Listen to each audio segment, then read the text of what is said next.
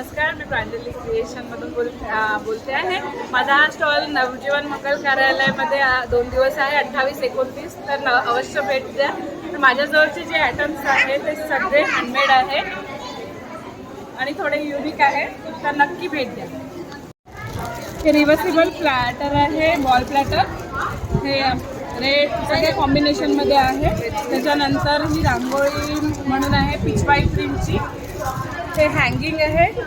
तसं अनेक प्रकारच्या हळदीकुंकवाच्या प्लेट्स, हे बेबी शॉवरसाठी ब्रॉच कस्टमाइज करून मिळेल.